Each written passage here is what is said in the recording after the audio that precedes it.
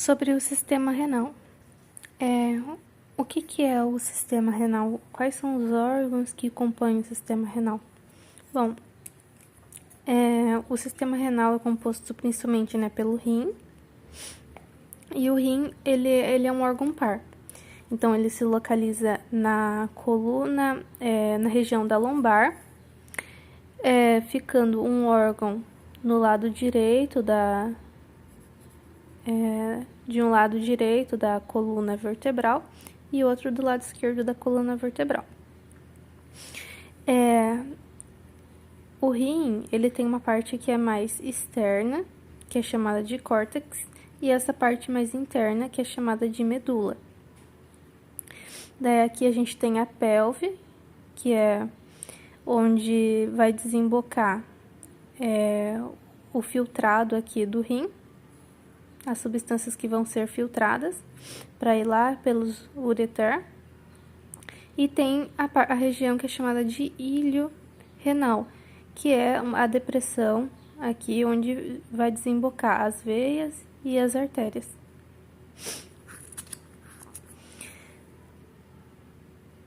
Quais que são os outros órgãos que compõem o sistema renal?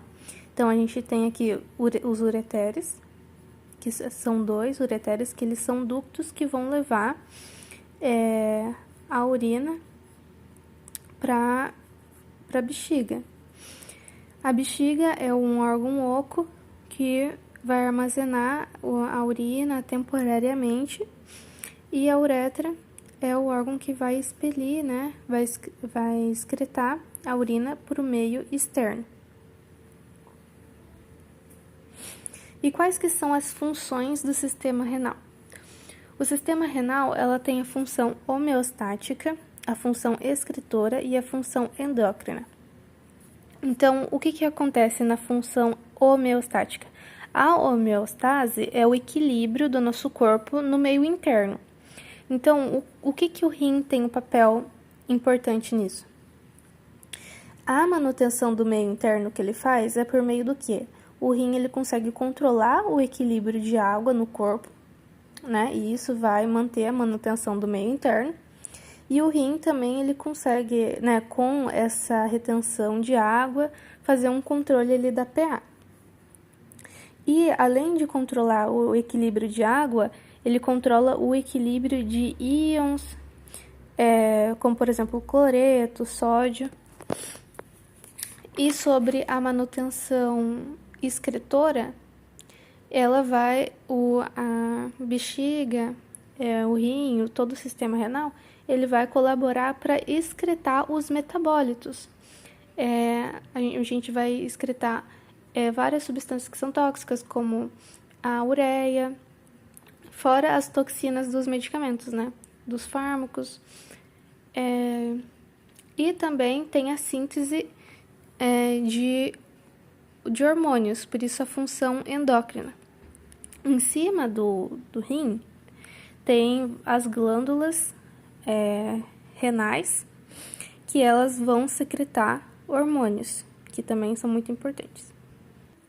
Aqui, aqui tem o rim, e em cima do rim tem a glândula suprarrenal, ou também chamada de adrenal.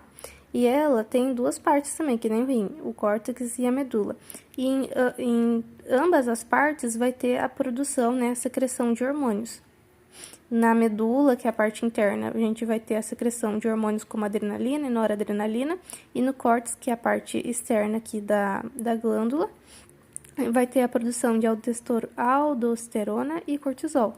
Que a aldosterona ela vai influenciar na pressão arterial e o cortisol, entre vários outros fatores. E aqui a gente tem o néfron, que ela é a unidade fundamental do rim. Então, o néfron, ele fica localizado tanto na região do córtex do rim, que é aquela parte mais externa do rim, quanto na porção mais interna do rim, que é chamada de medula. Então, são unidades bem pequenininhas que tem no rim, que eles vão fazer o processo de filtração, reabsorção, secreção e excreção do plasma no sangue, e vai funcionar da seguinte forma. O plasma, ele é a porção líquida do sangue. Então, o que vai acontecer? O sangue vai vir para a região aqui do rim, para o néfron, pela arteríola aferente. Então, aqui está a arteríola aferente, o sangue vai passar por aqui e ela vai fazer o seguinte: aqui tem um emaranhado também de capilares. Então, o sangue vai vir pela arteríola, vai formar aqui o glomérulo, que é esse emaranhado aqui, e nessa região aqui, o plasma vai ser transferido aqui, né, pela cápsula e pelo tubo, para o tubo. E esse plasma que vai sair do sangue é um plasma sem proteínas, tá? As proteínas, elas são grandes, elas não vão passar pela cápsula de Bowman, né, pelo epitélio aqui dos capilares. Esse processo aqui de filtração, como que ele vai ocorrer? O sangue, ele não simplesmente vem aqui e passa do vaso para a cápsula. Ela vai passar pelo quê? Pela pressão que o sangue tá sendo mandado para cá, e também pela pressão do glomérulo, que se chama pressão hidroestática glomerular. Então, devido a essa pressão, vai ocorrer a filtração. Não vai filtrar o sangue, vai filtrar apenas o plasma do sangue sem a proteína. Vai ser filtrado 20% desse plasma do sangue, em média. A outra porção, né, com sangue e com plasma, com 80% do plasma, vai seguir aqui pela arteríola eferente. Então, 20% desse plasma aqui, desse sangue que passou por aqui, vai passar aqui pelo néfron. E o outro restante do sangue, das hemácias e do plasma, né, 80% do plasma vai vir com sangue pelos capilares peritubulares. Os capilares peritubulares, eles vão cercar aqui o néfron em toda a sua porção, tá? Então, o plasma, ele conseguiu passar aqui pelo tubo.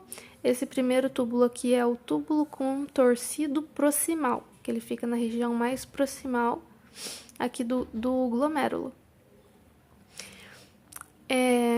Nessa região aqui do tubo contorcido ocorre o processo de reabsorção e secreção. O que isso significa? Significa que